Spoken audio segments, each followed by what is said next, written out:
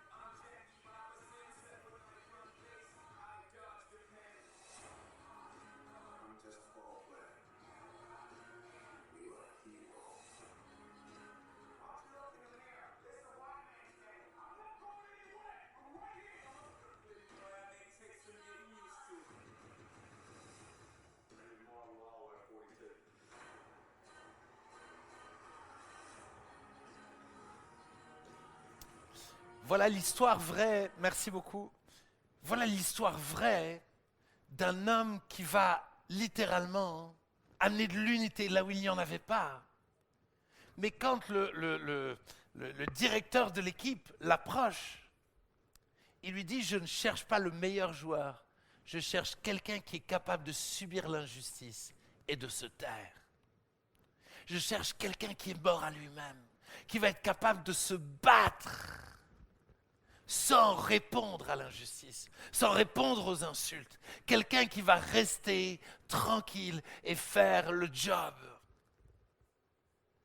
Ma question, c'est et toi? Et toi? Es-tu mort à toi-même dans ton travail? Ou est-ce que tu râles tout le temps?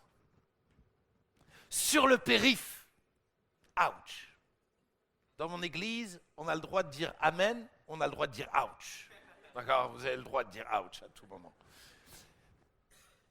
Comment est-ce que tu réagis face à l'injustice? Comment tu réagis quand c'est difficile?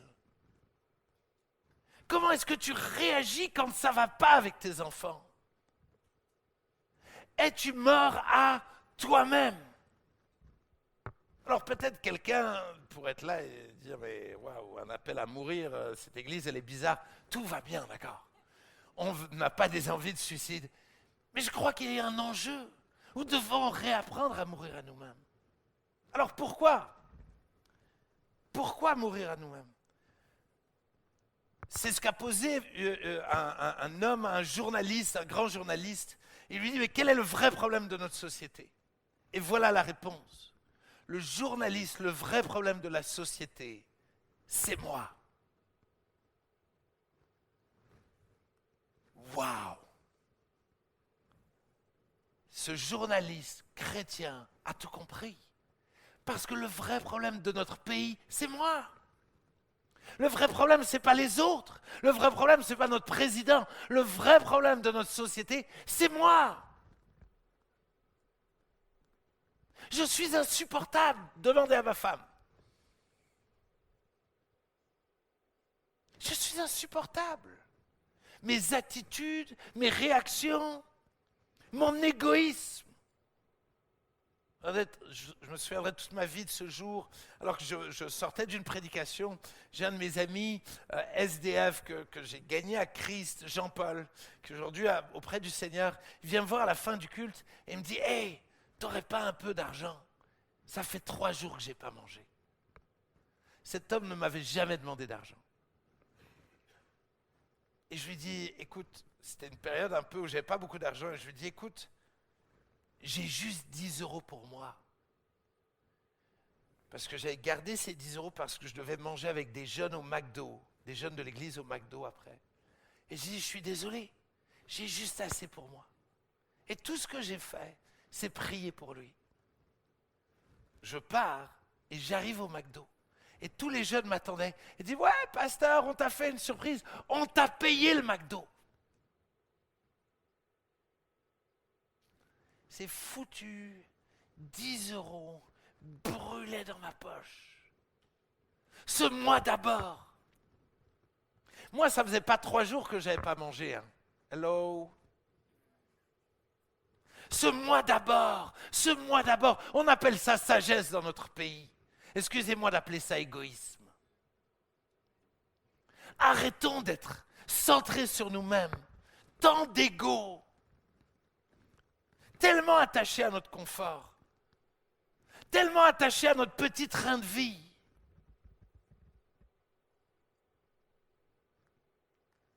Nous devons mourir. Nous aimons tellement être servis. Et quand ça prend un peu de temps, on râle. En province, hein, à Paris, je sais que personne ne râle. C'est bien connu, hein, je veux dire, c'est les provinciaux, les râleurs. Hein?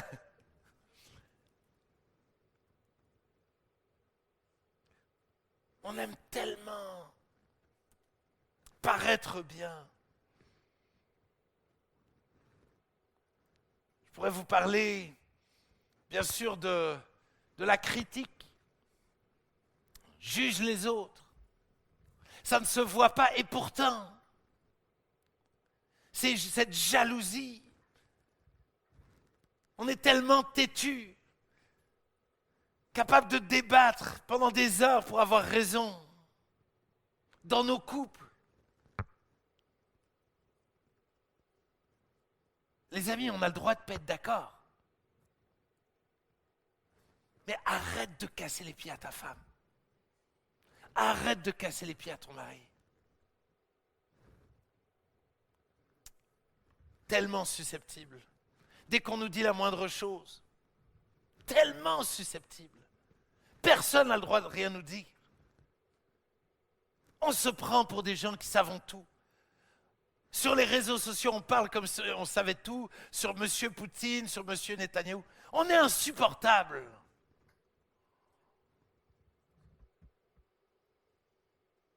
Vous regretterez vraiment que je sois venu. Il va y avoir des bonnes nouvelles, il va y avoir des bonnes nouvelles. On doit mourir à nous-mêmes, à notre timidité. Il est temps de mourir à ta timidité. Pour être cette lumière du monde, il est temps de mourir à ton passé. Arrête de constamment revenir à ton passé. Oui, mais on m'a fait ça. Enterre ton passé avec Christ, en Christ, et saisis ta nouvelle identité. Toutes choses anciennes sont passées. Laisse ton passé être passé. Saisis cette vie nouvelle. Il faut que tu meures à ton passé, à tes victoires passées et à tes défaites passées. Il faut que tu meures à ta fierté et que tu apprennes à nouveau à pardonner. Il faut que tu meures pour pardonner. C'est Richard Baxter, un homme de Dieu anglais absolument extraordinaire, qui va dire: le moi est l'ennemi le plus perfide et le trompeur le plus insinuant du monde. De tous les autres vices, c'est à la fois le plus difficile à découvrir et le plus difficile à guérir. Vous ne m'avez pas suivi. Le moi est l'ennemi le plus perfide et le trompeur le plus insinuant du monde. De tous les autres vices, c'est à la fois le plus difficile à découvrir et le plus difficile à guérir. Je me souviens de ce jour où je suis invité par un pasteur et puis il me dit: je vais te mettre bien, on va te mettre à l'hôtel, tu manqueras de rien, on va être généreux, tout ça. Et puis voilà ma réponse. Je dis: pasteur, moi je suis quelqu'un de simple, moi je peux dormir chez quelqu'un, tout ça, te prends pas la tête, et puis moi je suis quelqu'un de simple, donc pas besoin de me mettre à l'hôtel, parce que tu sais, moi je suis quelqu'un de simple, parce que moi je suis pas comme les autres, hein, moi je suis quelqu'un d'extrêmement... Et tout d'un coup le Saint-Esprit me dit: mais qu'est-ce que tu nous casses les pieds? Simple de quoi? Vous voyez comment nous sommes perfides, sous des apparences de religiosité. Nous cherchons notre intérêt. Combien de fois ne faisons-nous pas des choses pour être vus, des choses pour être applaudis? Nous devons mourir, nous devons mourir. C'est Leonard Ravenhill qui dit: Jésus n'est pas venu améliorer la vieille nature, mais la mettre à mort. A.W. Tozer dit: le vieil homme ne peut pas être réformé, il doit être crucifié. Tu n'es pas améliorable, tu n'es pas changeable, tu dois mourir. Tu dois et nous devons mourir. Mon deuxième point, c'est: je suis mort avec Christ, mais je dois continuer de mourir. Je suis mort avec Christ, mais je dois continuer de mourir. Galates 5, verset 24 dit: ceux qui sont à Jésus-Christ ont crucifié la chair avec ses passions et ses désirs. À partir du moment où tu as Jésus-Christ, tu as crucifié ta chair et ses désirs. C'est acquis et c'est une bonne nouvelle. Quand Christ, finalement, je suis libre de ces choses-là. Laissez-moi vous lire un autre passage, Romains 6, verset 3 à 11. Ignorez-vous que nous tous qui avons été baptisés en Jésus-Christ, c'est en sa mort que nous avons été baptisés. Nous avons donc été ensevelis avec lui par le baptême en sa mort, afin que comme Christ est ressuscité des morts par la gloire du Père, de même aussi, nous marchions en nouveauté de vie. En effet, si nous sommes devenus une même plante avec lui, par la conformité à sa mort, nous le serons aussi par la conformité à sa résurrection, sachant que notre vieil homme a été crucifié avec lui, et que afin que le corps du péché fût détruit, pour que nous ne soyons plus esclaves du péché. Or, celui qui est mort est libre du péché. C'est un bon moment pour se réjouir. Il y a une bonne nouvelle. Celui qui est mort est libre du péché. Or, si nous sommes morts avec Christ, nous croyons que nous vivrons aussi avec lui, sachant que Christ ressuscité des morts ne meurt plus. La mort n'a plus de pouvoir sur lui, car il est mort et c'est pour le péché qu'il est mort une fois pour toutes. Il est revenu à la vie et c'est pour Dieu qu'il vit. Verset 11. Ainsi vous-même, regardez-vous comme morts au péché et comme vivants pour Dieu en Jésus-Christ. Comment est-ce que tu te regardes? Comment est-ce que tu te regardes? J'ai entendu une fois une maman qui disait à son enfant, dès qu'il faisait une bêtise, et qui lui disait, mais tu n'es pas comme ça. Ça, c'est pas toi. Toi, tu es un enfant sage. Tu n'es pas quelqu'un qui pique des crises. Et j'ai trouvé son approche intéressante. Comment est-ce que je me regarde? Est-ce que je me regarde comme mort au péché? Est-ce que j'analyse ma vie et quand je tombe, je me dis, hé, ça c'est pas moi. Ça c'est plus moi. Je ne suis plus quelqu'un qui me fâche. Je ne suis plus quelqu'un d'insupportable. Je ne suis plus quelqu'un d'orgueilleux. C'est fini. En Christ, je suis en Christ. Les choses anciennes sont passées. Mais il y a une deuxième perspective.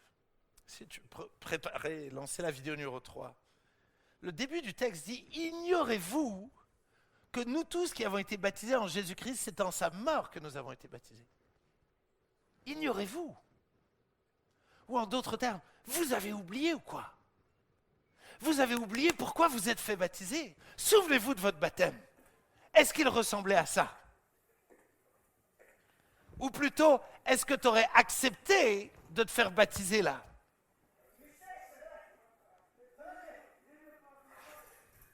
Est-ce que ton baptême, c'est quelque chose de funky? Ou est-ce que tu étais réellement prêt à mourir pour Christ? À renoncer à ton confort? À renoncer à ta vie? Jusqu'où es-tu prêt pour suivre Christ?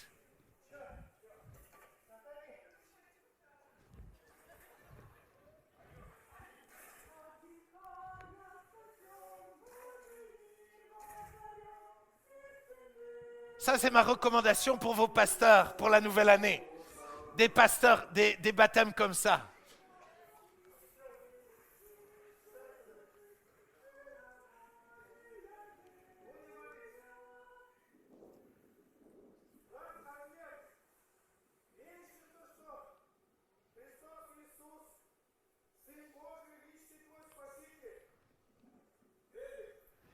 La valeur de son oui. La valeur de son engagement.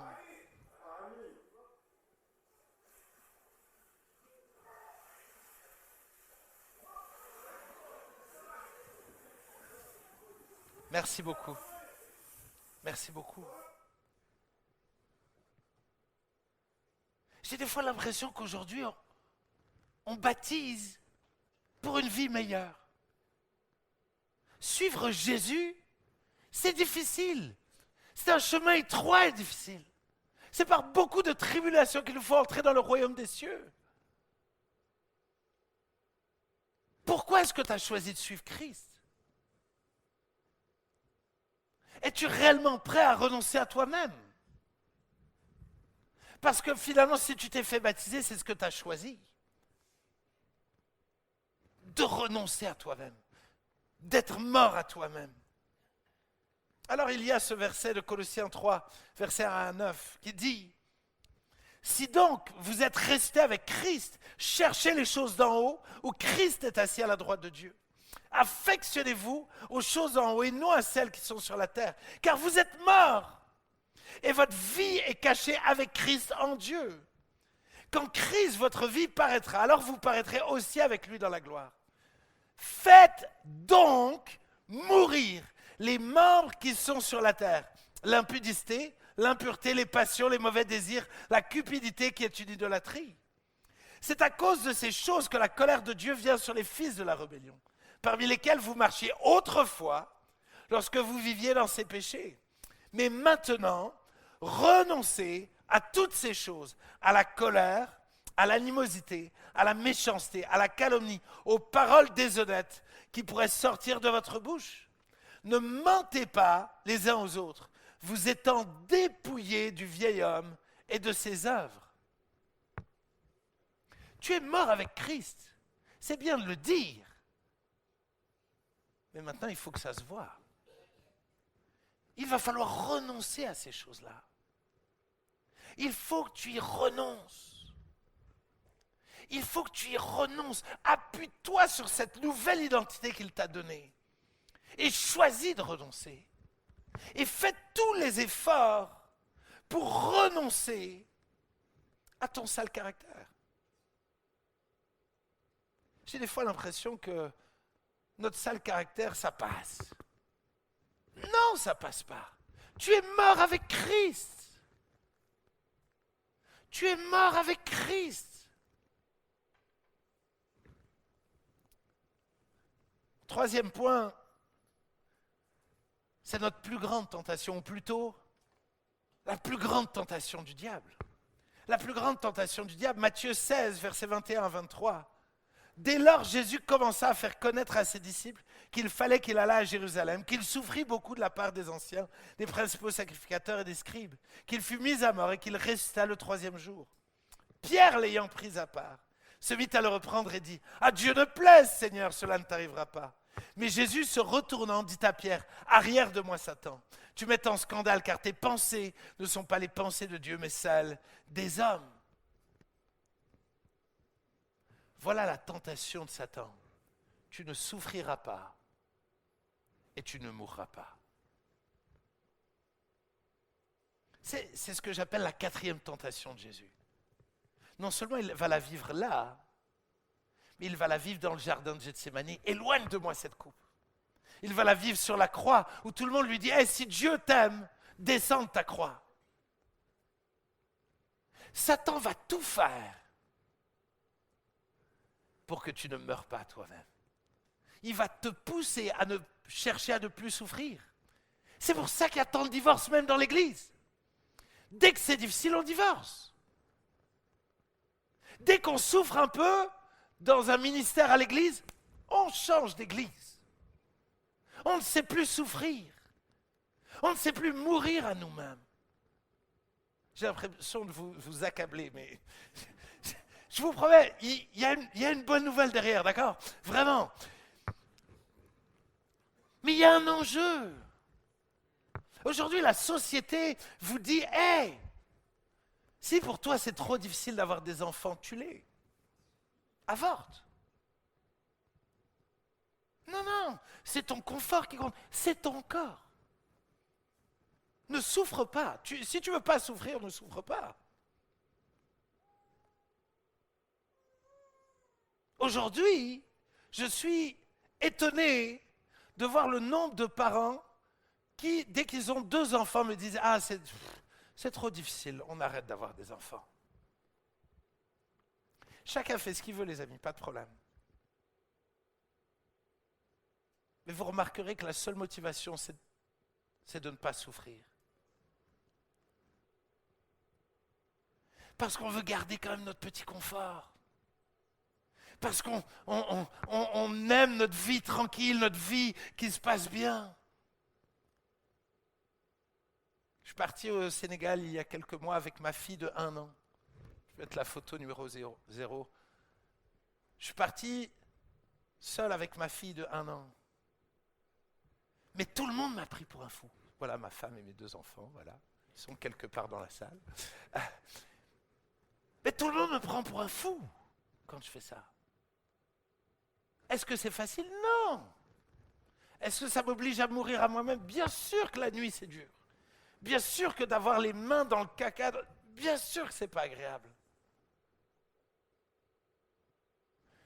Mais je veux mourir à moi-même pour le bien de mes enfants et le bien de ma famille. Je suis venu hier soir juste avec ma fille.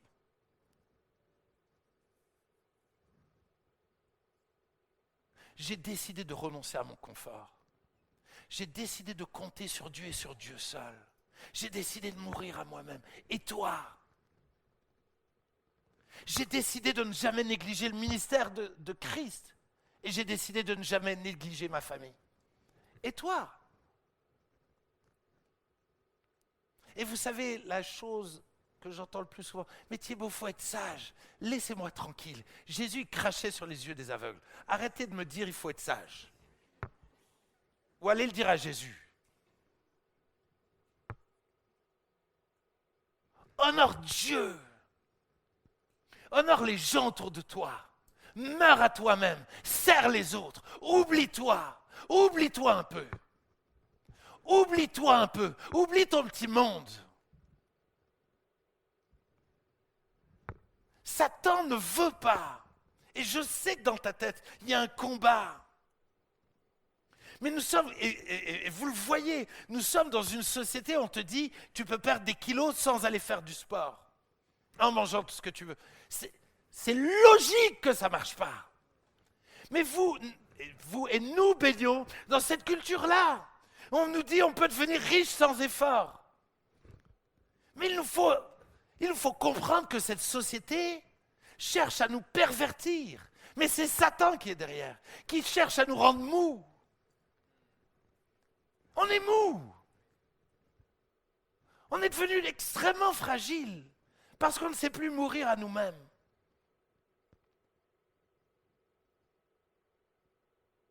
Est-ce que tu sais mourir à toi-même? Est-ce que tu jeûnes et tu pries?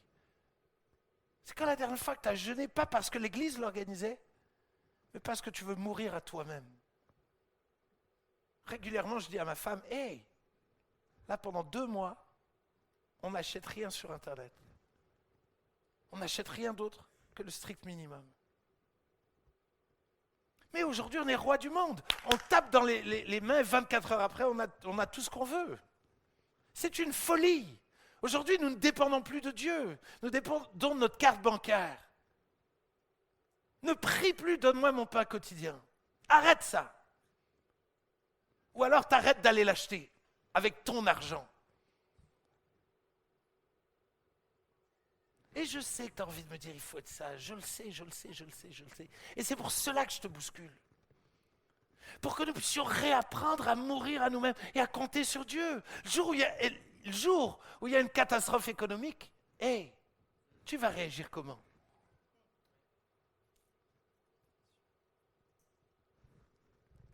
Si tu n'apprends pas aujourd'hui à compter sur Dieu le jour où tout s'effondre, tu fais comment? Il se passe quoi? Si tu n'apprends pas à vivre autrement qu'à compter sur ta carte bancaire le jour où on te dit « tous les chrétiens, plus de carte bancaire », tu vas faire quoi? Non, ma carte bancaire quand même, je veux dire vraiment, j'aime Jésus, mais quand même, ma carte bancaire. Jésus a été fidèle, il est fidèle et il sera fidèle.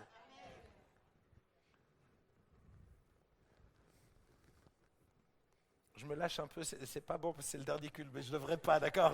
Je suis désolé pour vous, je suis désolé, je me sens un peu plus libre du timing, donc pardon.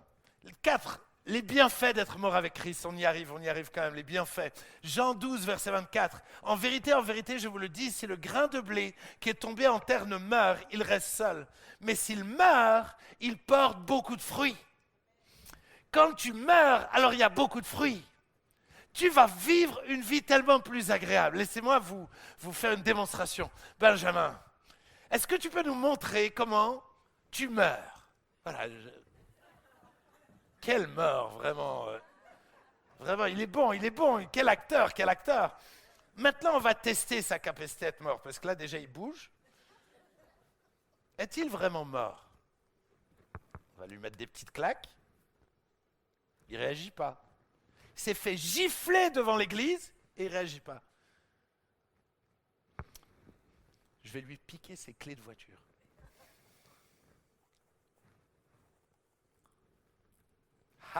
J'ai tes clés. Il ne réagit pas. Merci. Hein.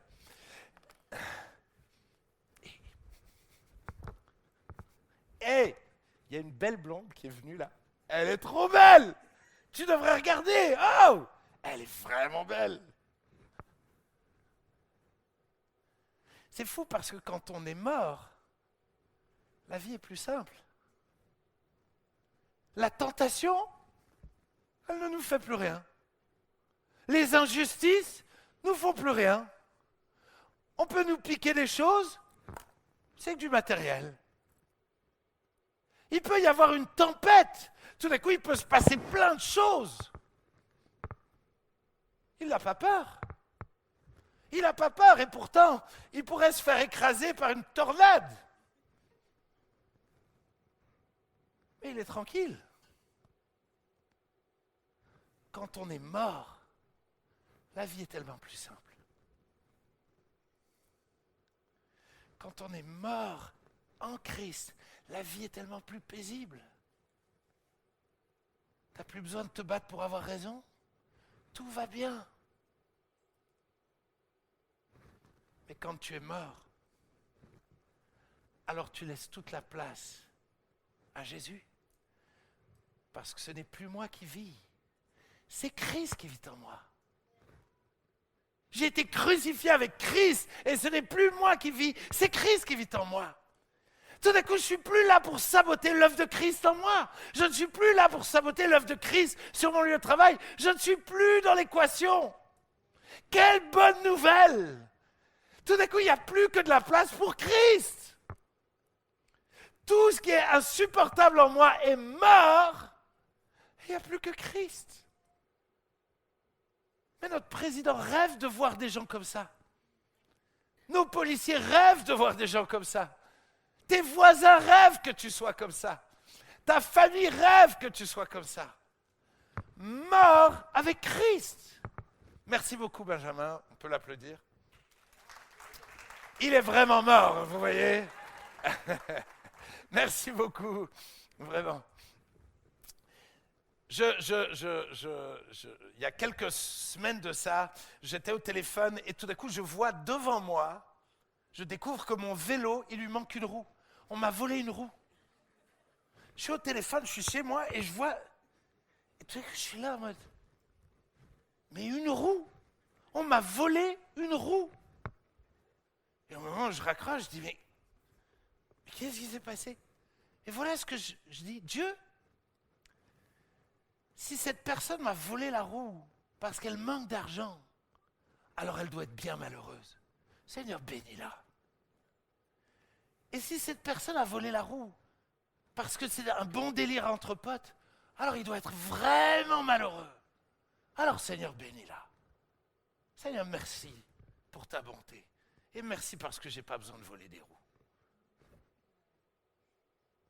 Mais qu'est-ce que ça me rassure de réagir comme ça? Qu'est-ce que ça me rassure? Et je me dis, Seigneur, j'ai fait des progrès. Je n'ai pas toujours réagi comme ça. C'est-à-dire, quand j'étais ado, moi, on m'abîmait, on salissait. Ma fille, elle m'a sali tout à l'heure mon pantalon. J'aurais pété un câble pour ça. J'avais 18 ans. Pouh, j'aurais pété un câble. Dieu merci, je suis mort. J'ai encore des progrès à faire. Mais Dieu merci. Continuons de mourir à nous-mêmes pour être libres. Alors, comment mourir? Dernier point. Comment mourir? Premier point, premier conseil, c'est arrête de te comparer aux autres, compare-toi à Jésus. Arrête de te comparer aux autres, compare-toi à Jésus. Ne dis pas, je ne suis pas si mal. Compare-toi à Jésus. Compare-toi à Jésus. Et applique-toi à lui ressembler. Donc, dans Acte 11, verset 26, tu as Antioche que pour la première fois les disciples furent appelés chrétiens. C'est qui te confond avec Christ? Quelle est la dernière fois qu'on t'a confondu avec Christ? C'est quand la dernière fois qu'on t'a posé la question pourquoi tu es comme tu es?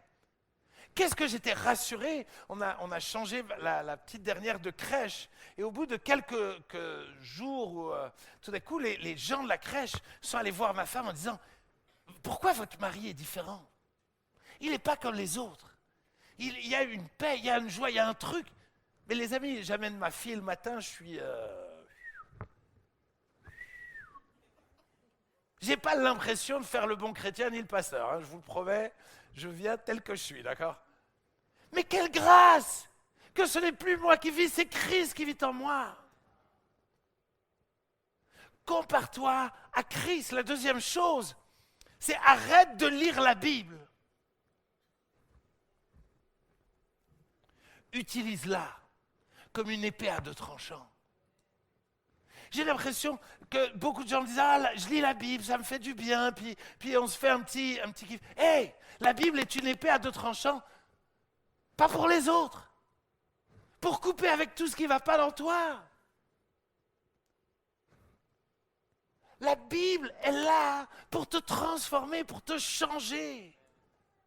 Laisse la Bible te changer. C'est quand la dernière fois que la Bible t'a changé? C'est quand la dernière fois que tu as utilisé la Bible? Face à tes mauvaises pensées, par exemple. Vous savez de quoi je parle? Ces pensées hyper bizarres. Des fois, on les a même dans l'église. Hein? Non, bon, vous faites genre. Qui sait, qui a déjà eu et qui a de temps en temps des pensées vraiment bizarres, des pensées... levez la main. Tous ceux qui lèvent pas la main, vous viendrez pour mensonge aggravé à la fin, d'accord? On a tous des pensées extrêmement bizarres, on n'en parle jamais d'ailleurs. Mais comment tu combats tes pensées bizarres? Utilise la parole de Dieu, elle est une arme. Et elle va t'aider à mourir à toi-même. Troisième conseil, c'est Romains 8, verset 13, qui dit « Si vous vivez selon la chair, vous mourrez. Mais si par l'esprit, vous faites mourir les actions du corps, vous vivrez. » Est-ce que le Saint-Esprit a le droit de te parler, de te changer? Le baptême du Saint-Esprit, ce n'est pas juste une expérience, c'est que le Saint-Esprit veut être avec toi et il veut te changer. Il veut te convaincre de pécher. Quand j'ai déménagé à Strasbourg, très rapidement, j'ai été pris de curiosité pour savoir ce qu'il y avait dans les placards, dans les couloirs de l'appartement. Je ne sais pas pourquoi, il y a toujours plein de trucs et tout ça, et donc souvent c'est des conduits ou comme ça, et donc je regarde. Puis tout d'un coup, un voisin me voit faire ça, et me dit « Waouh, vous devez avoir un problème d'électricité !» Et je dis « Oui !» Et tout d'un coup, il me pose plein de questions et je lui dis oui. Et tout d'un coup, il me dit, mais je vais vous aider, il faut appeler tel numéro, puis telle chose. Et je dis oui. Et tout d'un coup, ça avance et tout ça, et je suis coincé dans mon mensonge.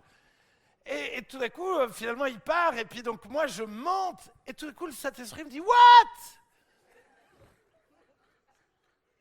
Et j'ai honte. Je venais de lui dire que j'étais pasteur, et je me dis, oh, quel pasteur horrible. Et j'ai tellement honte. Et je me mets à pleurer. Je dis, pardon Dieu, Seigneur, vraiment, je te demande pardon. Et il me dit, va demander pardon à lui, c'est à lui que tu as menti. Et je dis, quoi? Mais qu'est-ce qu'il va penser de moi? Et je suis pasteur quand même. Il dit, bah justement, va demander pardon. Et j'ai dû renoncer à moi-même. Mourir à moi-même. Et j'ai été le voir, et quand je descends, il avait maintenant ses 2 filles avec lui, 2 adotes de 13 et 15 ans qui étaient avec lui. Et j'ai dû aller le voir et je lui ai dit, excusez-moi, mais je vous ai menti tout à l'heure. J'ai dû rétablir la vérité. Et toi, est-ce que tu demandes pardon? Est-ce que tu demandes pardon? Est-ce que tu confesses tes péchés? Parce que je pense que c'est quand tu confesses tes péchés que tu meurs le plus à toi-même. Je suis libre de la pornographie et tout a commencé parce qu'un jour, j'ai eu la force d'aller confesser ma faute à quelqu'un. J'avais l'impression d'être le seul au monde à avoir ce problème-là. Et j'ai dû mourir à moi-même en reconnaissant ma faute. Et aujourd'hui, par la grâce de Dieu, il m'a libéré. Est-ce que tu acceptes de bien réagir dans les moments de difficulté? Parce que ça aussi, Dieu permet des choses difficiles pour que tu meures à toi-même. Ou est-ce que tu fuis à chaque fois que c'est difficile?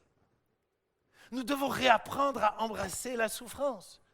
Réapprendre à laisser faire la souffrance en nous pour nous changer. La Bible dit pour nous perfectionner. Est-ce que tu acceptes d'avoir des gens qui te disent tes 4 vérités? Toutes ces choses-là sont des outils que Dieu veut utiliser pour nous aider à mourir à nous-mêmes. Conclusion, si l'équipe de louange peut venir. David Wilkerson va dire, Dieu ne cherche pas des hommes talentueux, mais des hommes crucifiés. Si je peux oser me permettre, à l'église EPM, nous ne cherchons pas des gens talentueux, mais des gens crucifiés. Les gens talentueux, dès qu'ils ont une meilleure opportunité, ils vont partir. Dès qu'ils seront déçus, ils vont partir. Les gens crucifiés, ils seront fidèles jusqu'au bout. Dieu cherche des gens qui sont morts à eux-mêmes. Ésaïe a dû mourir à lui-même en Ésaïe 6. Paul a dû mourir finalement sur le chemin de Damas où il est devenu aveugle et pendant 3 jours, il a dû être accompagné, on lui a tenu la main pour le ramener. Pierre a dû mourir en Jean 21. Moïse a dû mourir pendant 40 ans dans le désert.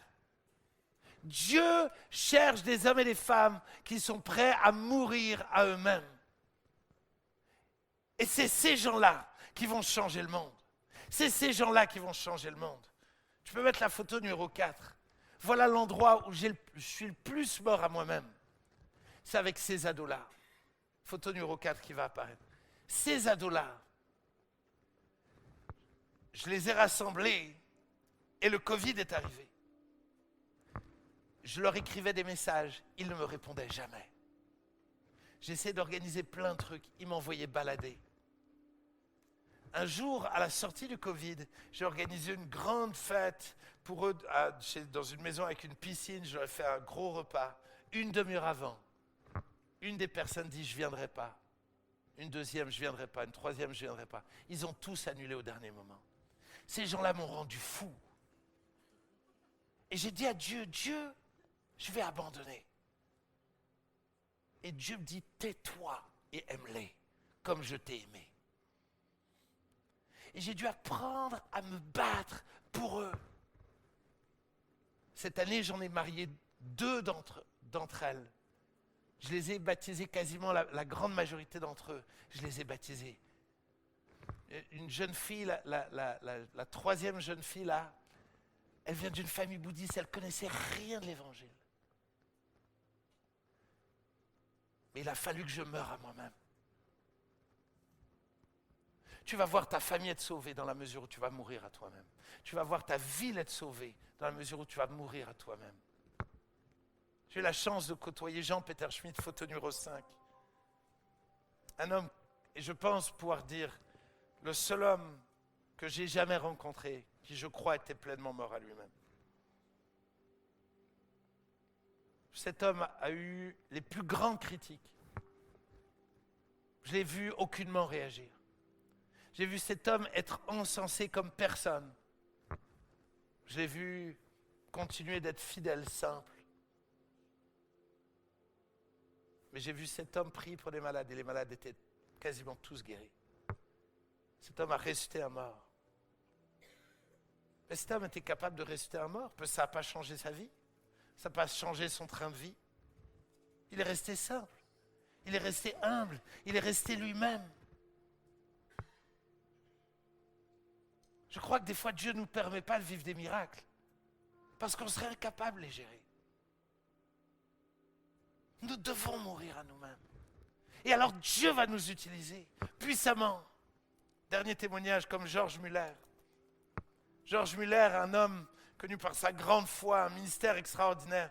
Il a sauvé plus de 10 000 orphelins en leur payant la nourriture, logement, éducation. Il a offert l'éducation à plus de 120 000 enfants pauvres. Financé plus d'une centaine de missionnaires, distribué des millions de Bibles, prêché à plus de 3 millions de personnes sur les 5 continents. Et cet homme n'a jamais demandé d'argent. Il a toujours dit « je ne compte que sur Dieu ». Et alors qu'on lui pose la question « quel est le secret, votre secret ?» Et il va répondre « il y a un jour où je suis mort, complètement mort. » Et pendant qu'il parlait, il se penchait de plus en plus bas, jusqu'à ce qu'il touche le sol. Et il va dire, je suis mort à George Muller. Je suis mort à ses opinions, ses préférences, ses goûts et sa volonté. Je suis mort à l'approbation ou au blâme même de mes frères ou de mes amis. Et depuis lors, je n'ai étudié que pour me montrer approuvé de Dieu. Es-tu capable de dire la même chose? Sommes-nous capables de dire la même chose? Fermons nos yeux.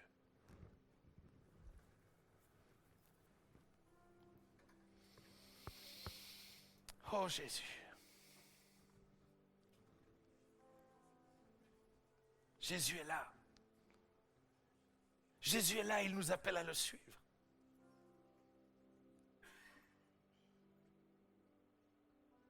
Jésus est là, il aimerait tellement être plus uni avec nous. Il aimerait plus qu'on soit en lui et qu'il soit en nous. Il aimerait plus d'intimité avec nous. Il aimerait agir beaucoup plus dans ta vie, dans ton quotidien. Il aimerait agir beaucoup plus au travers de toi.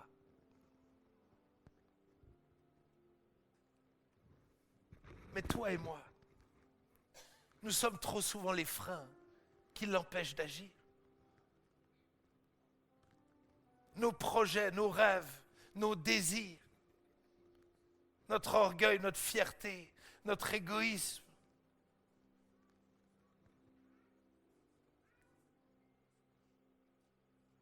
On croit qu'on sait tout. C'est ce qui empêche Dieu d'agir.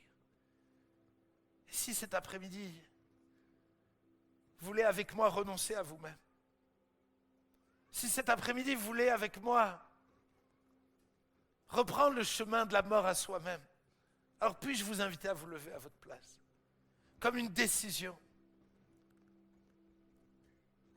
Comme une décision de dire, Jésus, je renonce à moi-même. Je veux à nouveau faire mourir ma chair. Je veux continuer de crucifier ma chair. Je veux me regarder comme mort à nouveau.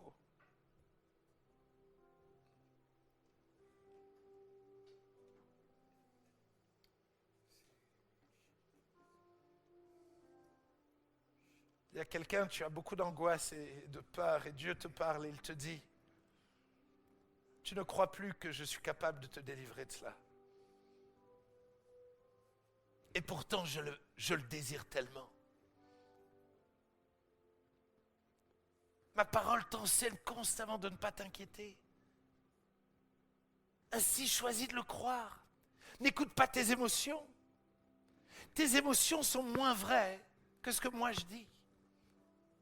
Regarde-toi comme morte à tes angoisses. Renonce-y. Choisis de croire que je suis avec toi. Choisis de croire que je suis celui qui te délivre de tes angoisses.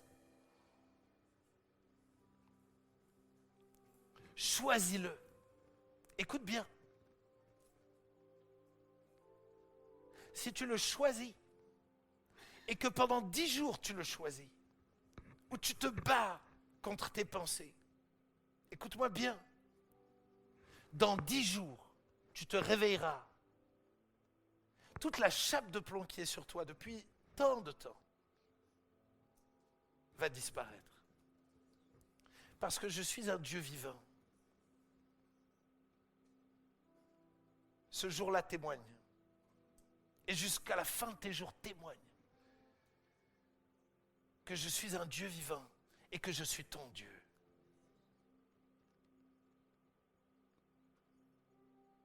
Il y a quelqu'un, tu es fâché contre plusieurs personnes et Dieu te dit, il est temps d'arrêter de croire que le problème c'est les autres. Ça ne veut pas dire que les autres sont parfaits. Ça veut dire que je veux te changer toi premièrement. Il est temps d'arrêter de pointer le doigt vers les autres. Laisse-moi te changer. Laisse-moi changer ton cœur, laisse-moi changer ton attitude. Laisse-moi changer tes réactions.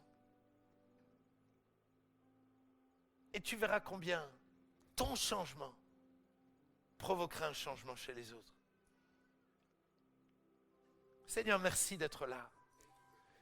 Seigneur, tu nous vois debout devant toi. Nous ne pouvons rien te cacher. Nous pouvons faire genre devant les autres, mais toi tu vois l'état de nos cœurs, tu vois l'état de nos pensées, tu connais nos attitudes du quotidien. Et nous voulons te demander pardon, Seigneur. Pardon pour notre orgueil. Pardon pour notre égoïsme. Pardon, Seigneur, pour notre susceptibilité. Pardonne-nous, Seigneur Jésus.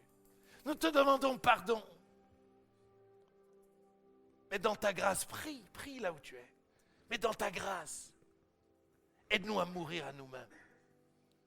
Nous ne voulons pas juste être pardonnés. Nous avons besoin de mourir à nous-mêmes. Nous renonçons à notre sale caractère. Nous renonçons à notre susceptibilité. Nous renonçons à notre égoïsme. Je renonce. Je renonce à essayer de construire ma vie. Je renonce à ça. Je veux mourir à moi-même pour servir les autres et te servir toi. Je renonce à mes projets. Je renonce à tout contrôler et tout maîtriser. Je renonce à cela. Pardonne-moi pour toutes les fois où quand je perdais le contrôle, j'ai mal réagi. Pardon, Seigneur. Je renonce à ça. Je veux compter sur toi. Je veux me reposer sur toi plus. Je veux me reposer sur toi. Comme le pasteur Benjamin. Je veux me reposer sur toi. Je veux me reposer sur toi. Merci Jésus. Merci de nous avoir parlé. Et merci maintenant de nous aider à le vivre. À le vivre au nom de Jésus. Pour le bien de nos couples, de nos familles et de notre pays. Au nom de Jésus. Amen.